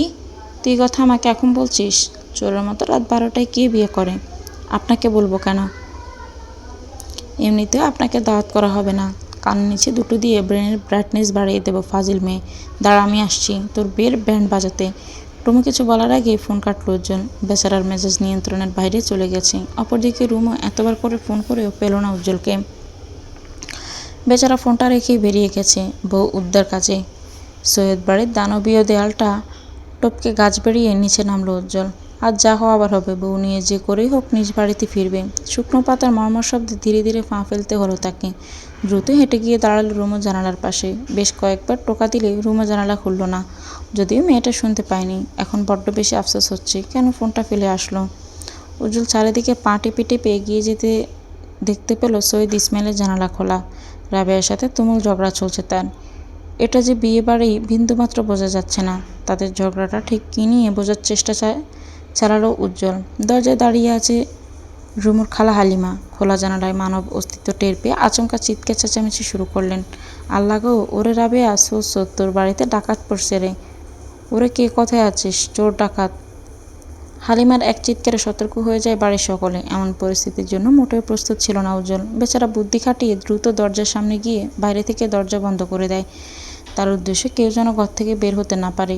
এই বাড়িতে রাশেদ যদি একবার তাকে দেখে ফেলে তবে কুরুক্ষেত্র হবে। একসাথে সকলে চিৎকার করা শুরু করলো মুহূর্তে। বাড়ির পরিবেশ গরম হয়ে যায়। রাশেদ দা নিয়ে ছুটে আসে, কিন্তু বের হতে গিয়ে বুঝতে পারল দরজা বাইরে থেকে আটকানো। উজ্জ্বল দ্রুত গাছে উঠে গেল, দেয়াল টপকে নিচে নামার চেষ্টা চালালো। এখন সবার চিৎকার শোনা যাচ্ছে, চোর চোর। কে কোথায় আছে রে? বাড়িতে চোর এসেছে। উজ্জ্বল মুখ বাঁকিয়ে আপনা আপনি বলে, আমি চোর, বউ চোর। সৈয়দ ইসমাইল আপনার বাড়ির মূল্যবান জিনিসটা কিন্তু এই উজ্জ্বল চুরি করবে, কথা দিলাম। ঘুমন্ত এলাকাবাসী মুহূর্তে জেগে গেল। সবাই ছট করে হাতে নিয়ে বেরিয়ে পড়ল চোর খুঁজতে। সেই সাথে উজ্জ্বল নিজেও বের হয়েছে। শার্টের হাতা কোনোইতে গুটি সবার সামনে গলা তুলে বলে, এই এলাকায় চোর? আমার এলাকায় চোর, তাও কিনা সৈয়দ বাড়িতে? শালার বেটা, তোকে পেলে মারতে মারতে সৈয়দ বাড়ির মেয়ের সাথে বিয়ে দিয়ে দিতাম। উজ্জ্বলের কথাটা সবাই না বুঝলেও ভ্রুকুচকে তাকিয়ে রইল উজ্জ্বলের বাবা সৈয়দ শামসুল। মনের সন্দেহ থেকে তিনি ভাবেন, তবে কি সেই চোরটা উজ্জ্বল? সৈয়দ বাড়ির অবিবাহিত মেয়ে রুমু, আর রুমুকে বিয়ে করতে উঠে পড়ে লেগেছে উজ্জ্বল। চোরও হদিশ না পেয়ে সবাই যে যার মতো বাড়ি ফিরল। রুমু জানে এই চোরটাকে উজ্জ্বল ভাই ছাড়া আর কেউই হতে পারে না। উজ্জ্বল তখন বিছানায় উপর হয়ে শুয়ে দৌড়ঝাঁপে বেশ হয়রান হয়েছে সে। তাড়াতাড়ি গাছ বেয়ে উঠতে গিয়ে বাম পাটা ছিলে গেছে। অসময়ে রুমুর ফোন পেয়ে ধরল সে। উজ্জ্বল ভাই, চোরটাকে আপনি ছিলেন? না, কোরিয়ান প্রেসিডেন্ট ছিল। মজা করছেন কেন? তুই মজা করলি কেন? তোর না বিয়ে? আমি বলেছি বিয়ে। তবে কবে তা তো বলিনি। আপনি কেন এলেন এত দৌড়ঝাঁপ করে? এই শোন, তোর মাথায় বুদ্ধি কম, সব গোবর। একবার বিয়েটা করতে দে। তোর কপালে আমার একটা চুমু তোর ব্রেনের বুলেটের মতো বাঁধবে। দেখবি আমার চুমুর পাওয়ারে কেমন বুদ্ধির রানী হয়ে যাস। উজ্জ্বলের অন্ধভক্তের অভাব নেই। ছোট ছোট ছেলেরা উজ্জ্বলের ভীষণ ভক্ত। মুরব্বীরা তাকে পছন্দ করলেও মারপিটের স্বভাবটা ঠিক কারো পছন্দ নয়। অথচ উজ্জ্বলের এক সিটির ইশারায় একদল এসে উপস্থিত হবে। সবাই মার খেতে নয়, বরং মারতে ভালোবাসে। মারামারি যেখানে উজ্জ্বলের দল সেখানে। এসব নিয়ে যে থানা পুলিশের গণ্ডি টপকাতে হয়নি তা কিন্তু নয়। সৈয়দ শামসুল এলাকার সম্মানীয় ব্যক্তি, কিন্তু তার ছেলের অসংলগ্ন কার্যক্রম তার সম্মানে বহুবার আঘাত এনেছে। থানা পুলিশের ব্যাপারটা তিনি টাকার উপর মিটিয়ে দেন। যদিও উজ্জ্বল বিনা কারণে মারামারি জড়ায় না। একটা হেতু দাঁড় করিয়ে যখনই তার মেজাজ বিগড়ে যাবে তখনই শুরু হয় হট্টগোল। যেমন আজ একটা ছেলে তার ফোন চুরি করে পালাচ্ছিল। ভাগ্যক্রমে উজ্জ্বল তাকে ধরিয়ে ফেলে। দেখতে বেশ ভদ্র, কিন্তু ছেলেটা মস্ত বড় চোর। এলাকায় ইদানিং চুরি বাড়ছে। তার পেছনে যে এই ছেলেটার হাত তা ইতিমধ্যে স্বীকার করে নিয়েছে উজ্জ্বল। ছেলেটাকে শাস্তিস্বরূপ দেওয়া হলো 200 বার কানে ধরে। এলাকার ছেলেরা মহা আনন্দ নিয়ে চোরের কানে ধরার উঠবাস গুনছে। অপরদিকে উজ্জ্বল দোকানের চেয়ারে বসে গরম গরম দুধ চায়ে চুমুক দিচ্ছে। সিয়াম এবং দীপু তার পাশেই বসে। হঠাৎ দোকানের সামনে বাইক থেমে নামলো। রাশেদ এবং রুমু দুজনে দোকানের ভেতরেই গেল। আজ আর ভার্সিটি যাবে না ভেবে রেখেছিল উজ্জ্বল, কিন্তু রুমু যাচ্ছে, সে যাবে না তা কি হয়? তাছাড়া কলেজে ওঠার পর 1 বছর যাবৎ অনেক বাদরামাও সহ্য করেছে মেয়েটার। এখন আর নয়, এখন সময় এসেছে উজ্জ্বলের নিজের জিনিস নিজে বুঝে নেওয়ার। রাশেদ দোকান থেকে বেশ কয়েকটি জিনিস কিনলো। রুমু আর চোখে তাকিয়ে দেখলো উজ্জ্বলকে। উজ্জ্বল সেই চাহনির পাল্টা প্রতিক্রিয়া দেখালো, ইশারায় চুমু দিয়ে। নিজের ভদ্রতার খোলসটা রেখে গলা ছেড়ে বন্ধুদের উদ্দেশ্যে বলে, বুঝলি, এলাকায় চোর বেড়েছে, মালামাল চুরি হচ্ছে, আমার মন চুরি হচ্ছে, কখন আবার আমার বউটা চুরি হয়ে যায়। বউ চুরি হলে এলাকায় তাণ্ডব চলবে, আগেই বলে দিলাম। তরুণ ছেলে দোকানে উজ্জ্বলের কথা শুনে মুচকি হাসে। রাশেদ সেই হাসিটাই অবজ্ঞা নিয়ে বলে, তোমার দোকানে বখাটেদের আড্ডা দিচ্ছি, কিছু বলো না কেন? এলাকায় বখাটেদের উৎপাত ক্রমাগত বাড়ছে, এদের মোটে আশকারা দিবে না। উজ্জ্বল বুঝতে পারলো রাশেদ তাকে ফোড়ন কেটে কথাটা বলেছে। উজ্জ্বল পুনরায় চায়ে চুমুক বসিয়ে বন্ধুকে বলে, বুঝলি সিয়াম, এলাকায় কিছু ভদ্রবেশী পরনিন্দা কমিটি খুলে বসেছে। তারা যেখানে সেখানে গিয়ে অন্যের নামে নিন্দা ছড়াচ্ছে। এসব কমিটির লোকদের ধরে ধরে চিলি সসের থেরাপি দিতে হবে। এই পরনিন্দা কমিটির হেড হয়তো জানেই না এটা আমার দোকান। রাশেদ কিংবা কিংকর্তব্যবিমুখ ছেলেটা চাচারি দোকানে, সে তো জানতেই না। উজ্জ্বল শার্টের কলার তুলে বসে কালো চশমাটা চোখে দিল। প্রয়োজনীয় জিনিসপত্র নিয়ে চলে গেল রাশেদ। এখানে তার গলাবাজি করা বেমানান। রুমু ক্লাসরুমে প্রবেশ করতে দেখা হলো সুরাইয়ার সাথে। সুরাইয়া রুমুকে দেখেও না দেখার ভান ধরল। রুমু কোমরে হাত দিয়ে বলে, ভাব ধরেছিস কেন রে? তুই নিজেই তো ভাবের গোডাউন। উজ্জ্বল ভাইয়ের সাথে দেখা হয়েছে? আমি নিয়ে কিছু বলেছে? তোর উজ্জ্বল ভাইকে দেখলেও আমি 10 হাত দূরে থাকি। রুমু প্রত্যুত্তর করার আগে ক্লাসে আসে রুমুর বন্ধু। ছেলেটা রুমুকে দেখেই বলে, খালা ভালো আছেন? খালা? উজ্জ্বল ভাইয়ের কড়া আদেশ, তোকে খালা ডাকতে হবে। কোথায় তোদের উজ্জ্বল ভাই? খালা ডাক, আমি বের হচ্ছি। রুমু রেগে মেগে ক্লাস থেকে বেরিয়ে গেল। মাঠের শেষ প্রান্তে দেখা গেল উজ্জ্বলকে। ছেলেটা বাইকে বসে বন্ধুদের সাথে আড্ডা দিচ্ছে। রুমু গিয়ে উজ্জ্বলের পিঠে থাবা দিল। সহসা ব্যথায় চমকে গেল উজ্জ্বল। আসতে বউ, লাগছে তো। কে বউ? এই খালাকে। আমার বন্ধুরা আমাকে খালা ডাকছে কেন? একবার বিয়েটা করি, তারপর ভাবি ডাকবে। উজ্জ্বল ভাই, এসব কিন্তু ভালো হচ্ছে না। আমিও সবাইকে বলে দিব আপনি একটা চোর, আমাদের বাড়িতে গিয়েছিলেন চুরি করতে। যা গিয়ে বল। আমি কি চুরি করেছিলাম বলতো? আমি শুধু তোর মন চুরি করেছি। আপনাকে লাগেও চোরের মতো উজ্জ্বল ভাই। বাইকে গাজাব বেজ্জতি করে চলে গেল রুমু। বেচারা হতভম্ব নয়নে তাকিয়ে রইল। পাশে থেকে বন্ধুরা সবাই হট্ট হাসিতে পেটে পড়ল। কেটে গেল প্রায় 1 সপ্তাহ। এই কয়েকদিন বিয়ে নিয়ে রুমুর পরিবারে কোনো আলোচনা ছিল না। তাই তো মেয়েটা ভেবেই নিল বিয়ের ভূত হয়তো সবার মাথা থেকে নেমে গেছে। কিন্তু তাকে ভুল প্রমাণ করে দিয়ে অবশেষে পাত্রপক্ষ তাকে দেখতে এসেছে। পাত্রপক্ষের সামনে বসা রুমুর জীবনের এই প্রথমবার। দেখতে আসবে শোনার পর থেকে মেয়েটার কান্না কিছুতেই থামছে না। রুমুর ভাবি আনিকে শাড়ি পরাতে গিয়ে পড়লো চরম বিপাকে। রুমু কিছুতেই শাড়ি পরবে না। অবশেষে মায়ের দমাকে শাড়ি পরতে বাধ্য হলো। একটি নীল জামদানি শাড়ি গায়ে জড়িয়ে বসে আছে রুমু। মেয়েটার কান্না বরত ফোলা মুখখানি দেখে আনিকায় মিষ্টি হাসে। এ জানিস, কাঁদলে মেয়েদের সৌন্দর্য দ্বিগুণ বাড়ে। তোকে কি যে সুন্দর লাগছে। ভাইয়ের বাড়িতে এসব হলো ভাবি, তুমি অন্তত আমার পক্ষ নিতে। আজ পর্যন্ত আমাকে দেখেছো এই বাড়িতে গলা তুলে কথা বলতে? বড়রা যা বলেছে তাতে সামিল হয়েছি। কথার মাঝে রাশেদ কক্ষে এলো। আনিকাকে তাড়া দিল পাত্রপক্ষের সামনে রুমুকে নিয়ে যেতে। মেয়েটা ছোট ছোট পা ফেলে ভীত চাহনিতে এগিয়ে গেল বসার ঘরে। পাত্র মূলত রাশেদের বন্ধুর কাজিন। ছেলের বাবা ভীষণ ধার্মিক। রুমুকে তাদের আগে দেখে পছন্দ করাই ছিল, শুধু ছেলে দেশে আসলে বাকি কথা হবে। রুমুকে দেখে উপস্থিত সবার হাসি ছড়া হলো। ছেলেরা এক দেখায় পছন্দ করলো রুমুকে। পাত্রপক্ষের টুকটাক প্রশ্নের মাঝে উপস্থিত হয় উজ্জ্বল। ছেলেটা শার্টের হাতা গুটিয়ে বসলো সোফায়। ভীষণ ব্যস্ততা দেখি হাসি চড়া করে বলে, সরি দেরি হয়ে গেল। আমি আগে আসতাম, কিন্তু একটু ব্যস্ত সময় পার করছি। উজ্জ্বলকে দেখে রুমুর বাড়ির সবাই হতভম্ব। পাত্রপক্ষ প্রশ্নবিদ্ধ চোখে তাকিয়ে আছে তার পানে। উজ্জ্বল হেসে বলে, আমি রুমুর একমাত্র চাচার একমাত্র ছেলে। আমি উজ্জ্বল। আর পাত্রকে? প্রশ্নটা করে উজ্জ্বল তাকালো পাত্রের বড় মামার পানে। উজ্জ্বল মুখটা কুঁচকে বলে, আপনি পাত্র? বয়স কত? বুড়ো বয়সে বিমরতি? আপনার মতো বুড়োরা কচি কচি মেয়েদের বিয়ে করে নেয় বলে আমাদের মতো অবলা ইয়ং ছেলেগুলো পাত্রে পেতে হিমশিম পড়ে যায়। পাত্রের মামা ভীষণ লজ্জায় পড়লেন। এই আধা পাগল ছেলে কাকে কি বলছে? পাত্র গুরু গম্ভীর গলায় শুধায়, এই যে কোথাও ভুল হচ্ছে, আমি পাত্র। উজ্জ্বল ভীষণ লজ্জা পাওয়ার ভান করে বলে, সরি, আসলে উনি ঝাঁকানাকা পাঞ্জাবি পরে এসেছেন তো আমি আবার ভেবে বসলাম উনি পাত্র। রুমু না চাইতে ঠোঁট টিপে হাসলো। উজ্জ্বল যে এ বিষয়ে পণ্ড করতে এসেছে সে বেশ ভালোভাবেই জানে। রুমু উজ্জ্বলের পানে সরু চোখে তাকালো। রুমুর সাথে মিল রেখে ছেলে আজ নীল শার্ট পরেছে। যে কেউ দেখলে ভাববে এরা নিশ্চয়ই কাপড়। উজ্জ্বলের উপস্থিতি মোটেও পছন্দ করলো না রাশেদ, কিন্তু এই মুহূর্তে কিছু বলাও যাবে না। সে চায় না এত ভালো জায়গায় বোনের বিয়েটা ভেঙে যাক, তাই তো চুপচাপ সবটা হজম করছে সে। বুদ্ধি খাটিয়ে রাশেদ তাড়া দিল পাত্রপক্ষকে, আপনার নাস্তা সেরে নিন, রুমু বরং ভেতরে যাক। রুমু চলে গেল, তার যাওয়ার দিকে তাকিয়ে দেখতে দাঁত পিষল উজ্জ্বল। রাশেদ একে একে নাস্তার সব ট্রে আনতে ব্যস্ত। এর মাঝে উজ্জ্বল উঠে গিয়ে দাঁড়ালো বড় চাচা সৈয়দ ইসমাইলের পাশে। ছেলেটা চাপা স্বরে বলে, চাচা যান, কথা দিয়ে কথার খেলাপ করার মানুষ আপনি নন। আমার সাথে কিন্তু প্রতারণা হচ্ছে। ছোটবেলা থেকে বলে আসলেন আমি আপনার জামাই, অথচ ঠিক সুযোগ বুঝে অন্য পাত্রের কাছে মেয়েকে দিচ্ছেন। আমার মেয়েকে বিয়ে করার মতো কি যোগ্যতা আছে তোমার? আপনার মেয়েকে বিয়ে করার মতো যোগ্যতা বলতে টিকটকে নাচতে হবে, এই তো? সরি, আমার সেই যোগ্যতা নেই। অপমানে থতমত হয়ে গেল ইসমাইলের মুখ। সত্যি তো, তার মেয়ের কি এমন অর্জন আছে যার জন্য যোগ্যতা খুঁজছেন তিনি? উজ্জ্বল সবাইকে নাস্তা সার্ভ করে এর মাঝে সে নিজেও খাচ্ছে। পাত্রের বাবা মেয়েদের আপ্যায়ন এবং মেয়ে দেখে ভীষণ খুশি। তিনি আজকেই কাবিনের তারিখ নির্ধারণ করবেন। খাবার শেষে পাত্রের পরিবার তাদের মাঝে আলাপ আলোচনা করছিল। তখন মেয়ের বাড়ির কেউ উপস্থিত নেই। উজ্জ্বল ভেতরের কক্ষে ডাইনিং টেবিলে বসে একের পর এক একটা পদ সাবার করছে। তার খাওয়ার স্পিড দেখে তাজ্জব মনে গেল রুমু।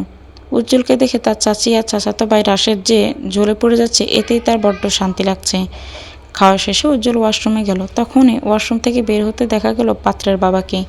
আঙ্কেল, মেয়ে আপনার পছন্দ হয়েছে? মাশাল্লাহ, মেয়ে তো আমার আগেই পছন্দ করা ছিল। জি, মেয়েটা পছন্দ করার মতো, তবে মেয়েটা যে টিকটকে নাচানাচি করে জানান আপনি? পাত্রের বাবা যেহেতু ধার্মিক, এমন কথা শুনে তাজ্জব বনে গেলেন। মুখ দিয়ে কয়েকবার শুধালেন, আস্তাগফিরুল্লাহ। উজ্জ্বল দ্রুত পকেট থেকে ফোন নিয়ে রুমুর নাচের টিকটকের ভিডিও দেখালো। ব্যাস, পাত্রের বাবা মুহূর্তে সিদ্ধান্ত পাল্টালেন। এই মেয়ের সাথে কিছুতেই তিনি ছেলের বিয়ে দেবেন না। উজ্জ্বলের পরিকল্পনা মোতাবেক রুমুর বিয়েটা ভেঙে গেল। এত ভালো করে বিয়েটা হলো না তা যে কিছুতেই মানতে পারল না রাশেদ। এই বিয়ে ভাঙার পেছনে যে উজ্জ্বলের হাত আছে তা সে বেশ ভালো করেই জানে। কিন্তু উজ্জ্বলকে খবর দিল কে? রাশেদের সন্দেহ হলো তার বাবার ওপর। না চাইতেও আজ বাবা ছেলের কয়েক দফা ঝামেলা পড়ল। এর মাঝে রাবেয়া ঘোষণা দিয়ে বসলেন রুমুর বিয়ে তার বোনের ছেলের সাথেই হবে এবং খুব শীঘ্রই এ ব্যাপারে তিনি কারো মতামত চান না। রাতের খাওয়া শেষে সৈয়দ শামসুল একটা ব্যাঙ্গি ফল নিজ হাতে কাটলেন। ঘরের কেউই এই ফল পছন্দ না করলেও তিনি বেশ পছন্দ করেন। বাঙ্গির সিজনে এই ঘরে এক প্রকার বাঙ্গির অত্যাচার চালান তিনি। উজ্জ্বল খাওয়া শেষ করে নিজের কক্ষে ফিরে যায়, কিন্তু শামসুল তাকে আবার ডেকে পাঠায়। ছেলেটা ডাইনিং টেবিলের সামনে আসতেই নজরে আসে থালা ভর্তি বাঙ্গির ছোট ছোট টুকরো। মুহূর্তে তার মুখটা পাংশেটে বর্ণ ধারণ করে। আব্বা, খবরদার, এই বাঙ্গি নিয়ে জোরাজুরি করবে না। অবশ্যই করব। সিজনের ফল খাওয়া কতটা ভালো তুই জানিস? আব্বা, আমার বিয়ের সিজন আসবে কবে? বিয়েও কিন্তু স্বাস্থ্যের জন্য উপকারী। বাঙ্গি খা, তারপর বলবো। বাবা ছেলের বাকবিতণ্ডতায় মুচকি আসলেন নার্গিস। স্বামীর মন রক্ষার্থে না চাইতেও তিনি বাঙ্গি খাচ্ছেন। উজ্জ্বল বোতা মুখে দাঁড়িয়ে আছে। খাবে কিনা খাবে ভাবছে। শামসুল কড়া দমক দিলেন। বাবার দমকে উজ্জ্বল বাঙ্গি মুখে তুলল। কয়েকবার দাঁতের তলায় পিষতে বিদঘুটে স্বাদ গালভর্তি সব ফেলে দিল। বিষাদে উজ্জ্বল আহাজারি করে বলে, আব্বা, বাঙ্গির নিজস্ব কোনো স্বাদ নেই, চাঁদের নিজস্ব কোনো আলো নেই, এই উজ্জ্বলের নিজস্ব কোনো বউ নেই। দিশাহীন জনজীবন উত্তাপ্ত রোদে রুদ্ধশ্বাস অবস্থা। রাতে 2টা বাজতে চলল। উজ্জ্বলের চোখে ঘুম নেই। এই গরমে বউর গুরুত্ব অপরিসীম। এই যে একটা বউ থাকলে হাত পাখায় বাতাস করতো, বউকে দেখলে উত্তপ্ত চামড়া শীতল হয়ে, এসব কি বাবা মা বোঝে না? আশ্চর্য, তারা চায় কি? রুমে ফ্যানের বাতাসে যে আগুনের গোলা ছুটছে।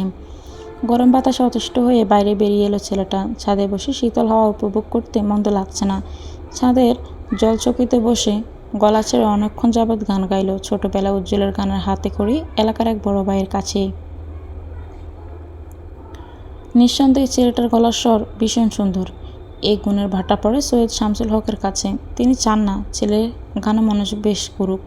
বাবার অনাগ্রহে গান ছাড়ল উজ্জ্বল। পরে অবশ্য এলাকার সেই বড় ভাই অন্য জেলায় চলে যান, আর বিশেষভাবে গান গাওয়ার হয়নি উজ্জ্বলের। মাঝে মাঝে নিজের প্রশান্তির জন্য গায়, তবে খুব কম। আজকের চাঁদটা তার পূর্ণ সৌন্দর্য ঢেলে আকাশের বুকে উঠে বসেছে। তার সৌন্দর্যে ঝলসে যাচ্ছে উজ্জ্বল। চাঁদের আলোয় আলোকিত ছাদটায় কি এক অপরূপ দৃশ্য। উজ্জ্বল আচমকা উঠে বসে। দ্রুত ফোন নিয়ে ভিডিও কল করলো রুমুকে। রাত জেগে সিরিজ দেখছিল রুমু, তাই উজ্জ্বল ভাইয়ের ফোন ধরতে তার সময় লাগলো না। তবে উজ্জ্বল ভাইকে বোকা বানাতে ঘুমের ভান ধরে বলে, উজ্জ্বল ভাই কোনো সমস্যা? বিরাট সমস্যা, বিশাল সমস্যা। কি হয়েছে? এত জ্বালিয়ে আবার বলছিস কি হয়েছে? আমি আবার কি করলাম? তুই ঘুমাচ্ছিস না কেন? মাত্র চোখ লেগে এলো, আপনিই তো ফোন করে তুলে দিলেন। ফাজলাম করছিস বেয়াদব বেডি। খবরদার বেডি বলবেন না, আমার একটা নাম আছে, রুমু। ওকে চুমু? আশ্চর্য, আমার নাম রুমু, তুই দে একটা চুমু। এবার বলুন তো উজ্জ্বল ভাই, রাত জেগে কী করছেন? আজ কার বাড়িতে চুরি করতে গেলেন? তুই রাত জেগে আছিস কেন?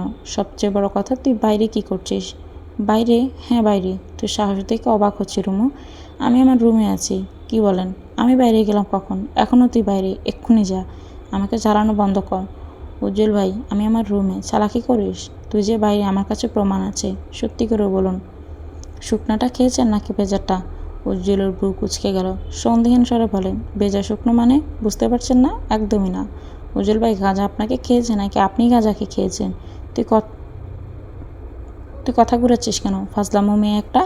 বাইরে কি করছিস? রুমু বিরক্ত মুখে কুচকে বলল, উজ্জ্বল ভাই এবার বাড়াবাড়ি করছেন। আজকাল কি তিনি নেশা পানি খান? রুমু নিজেকে যথেষ্ট শান্ত রেখে বলল, উজ্জ্বল ভাই আমি নিজে রুমে আছি, আপনি কি দেখতে পাচ্ছেন না আমি অন্ধকারে, রুমের লাইট অফ।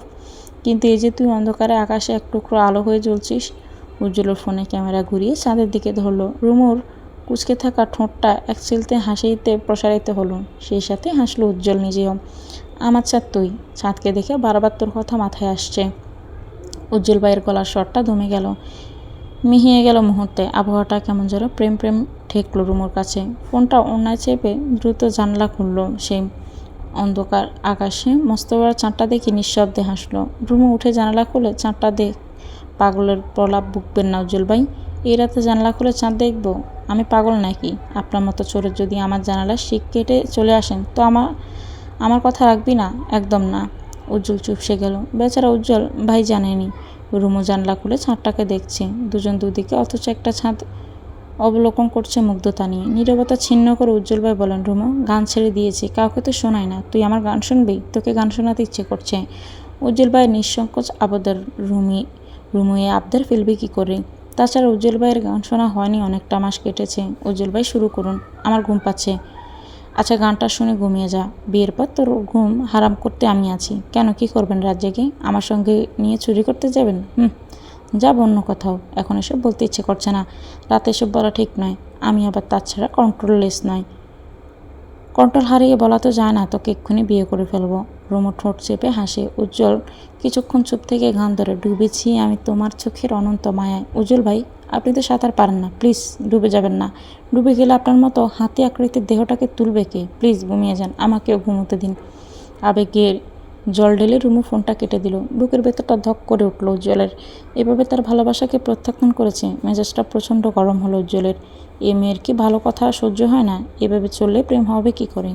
প্রেম না হলে বিয়ে হবে না, বিয়ে না হলে রোমান্স হবে না, রোমান্স না হলে বাচ্চা হবে না, বাচ্চা না হলে উজ্জ্বল বাপ হবে না, বাপ না হলে আর কিছু মাথায় এলো না উজ্জ্বলের। প্রচণ্ড জেদ নিয়ে পাচারে শুরু করলো সে। বেচারা বিড়বিড় করে বলে, একে তো গরম, তার উপর আমার মাথা গরম। আজ কলেজে গেল না রুমো। বাবির সাথে টুকটাক কাজে সামলে নিয়ে নিজের কক্ষে ফিরল। এখনও সকালের নাস্তা খাওয়া বাকি। কাজের লোক রহিম আজ আসতে পারেনি, তার নাকি ভীষণ জ্বর। সব মিলিয়ে সংসারের বাড়তি কাজ পড়েছে পরিবারের সবার ভাগে। প্রচণ্ড গরমে রান্নাঘরে দাঁড়িয়ে থেকে ঘেমে একাকার রুমু। দ্রুত হাত মুখ ধুয়ে ফোনটা হাতে নিল সে। আচমকা পেছন থেকে কেউ জড়িয়ে ধরতে কেঁপে উঠল মেয়েটা। শরীর ঘোরানোর আগে দুহাত পেঁচিয়ে ধরে তার পেট। অচেনা পুরুষালী হাতের ছোঁয়ায় কেঁপে উঠল রুমু সর্বাঙ্গ। কিছু বুঝে ওঠার আগে তার গাঁড়ে অজ্ঞাত ব্যক্তিটি থুতনি রাখে। কেমন আছো কিউটি? হিমেল ভাই। সর্বাঙ্গ চেপে ধরল মেয়েটার। দ্রুত নিজেকে ছাড়াতে নিলে হিমেলের ছোঁয়া ক্রমশ ভারী হয়। ছোটাছুটি করছেন কেন? কতদিন পর তোমার দেখা পেলাম, অনেক চেঞ্জ হয়েছ। যতটা ভেবেছিলাম তার থেকেও বেশি আকর্ষণীয় হয়ে গেছো। দেহের সর্বশক্তি দিয়ে হিমেলকে ধাক্কা দিল রুমু। মেয়েটার শরীর থরথর করে কাঁপছে, ধরধর ঘাম ঝরছে জুলফি বেয়ে।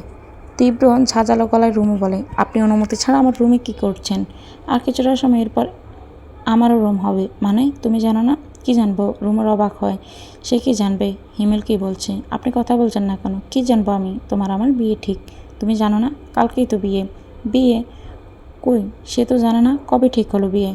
এত তাড়াতাড়ি বাবা মা সিদ্ধান্ত নিয়ে নিল, অথচ তাকে কিছুই জানালো না। তার বিয়ে তাকে জানালো না। প্রচণ্ড রাগ হলো রুমুর। হিমেলের দিকে তাকে হিসিয়ে বলে, আপনার মতো ছেলেকে বিয়ে করা চাইতে অবিবাহিত থাকা অনেক ভালো। তাই নাকি? তা আছে নাকি কেউ? কে থাকবে? প্রেমিক? সরুন সামনে থেকে, আপনার মুখ দেখতে আমার বিরক্ত লাগে। শুনো, এই যুগে বিয়ের আগে এসব একটু একটু হয়, ব্যাপার না। রুম ডেট পর্যন্ত না গড়ালেই চলবে। বৃতৃষ্ণায় ভরে গেল রুমুর মন। দ্রুত কক্ষ ছেড়ে বেরিয়ে দেখা পেল রাবেয়ার। মেয়েটা রাগ সামলাতে না পেরে চেঁচিয়ে বলে, আম্মা, কোন সাহসে তুমি আমাকে না জানিয়ে আমার বিয়ে ঠিক করেছ? সাহস? তোর বিয়ে ঠিক করতে আমার সাহস লাগবে? আমার জীবনে এত বড় সিদ্ধান্ত নেবে, অথচ আমাকে জানাবে না? রুমু চিৎকারের আশাতে গিয়ে এলো। কড়া গলার শাসন সুরে সে বলল, রুমু, আম্মার সাথে এভাবে কথা বলছিস কেন? তোমরা আমার বিয়ে ঠিক করলে, অথচ আমার মতামত নিলে না। আম্মা সেদিন বলেই দিয়েছিল তোর বিয়ে হিমেলের সাথেই হবে। আমি এই বিয়ে করব না। যা ইচ্ছে তাই করো। এমন মারবো, গলা তুলে কথা বলার সাহস পাবি না। হিমেলের মতো একটা ছেলেকে রিজেক্ট করার সাহস তোর হয় কী করে? তোর কোন যোগ্যতা আছে বেয়াদবি করার জন্য? আগে বিয়ের সম্বন্ধ বেচতে গেল এখন। হিমেল রাশেদকে থামিয়ে বলে, ভাইয়া, রুমু বাচ্চা মেয়ে, না বুঝে সিনক্রেট করেছে। বিয়েটা হয়ে গেলে সব মেনে নেবে। আপনারা ওকে বকাবকি করবেন না। রুমু বুঝতে পারলো এই বাড়িতে কেউ তার কথা শুনবে না। সাহস করে চলে গেল তার বাবার কাছে। সৈয়দ ইসমাইল তখন কপালে হাত ঠেকিয়ে শুয়ে আছেন। রুমের বাইরে যে মেয়ে চিৎকার চেঁচামেচি করছিল সবটাই শুনেছেন তিনি। রুমও চটজলদি বাবার মুখোমুখি দাঁড়ালো। বাবাকে ভীষণ ভয় পায় সে। বাবার সাথে সম্পর্কটা খুব বেশি সহজ নয়। মেয়েটা সাহস নিয়ে বলে, আমি এই বিয়ে করব না আব্বা। জানি।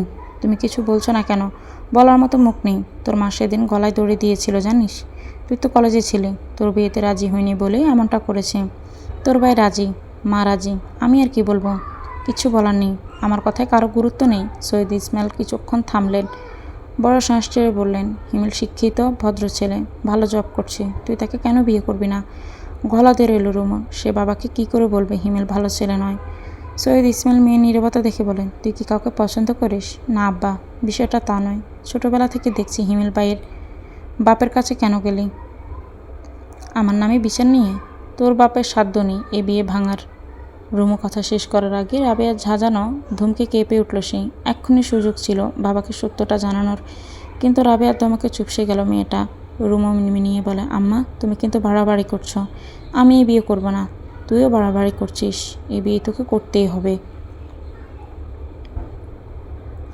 আমার বোনের ছেলের মতো ছেলে হয় না, লাখে একটা। তুই সেই ছেলেকে বিয়ে করবি না? নিশ্চয়ই বাইরে তোর চক্কর চলছে।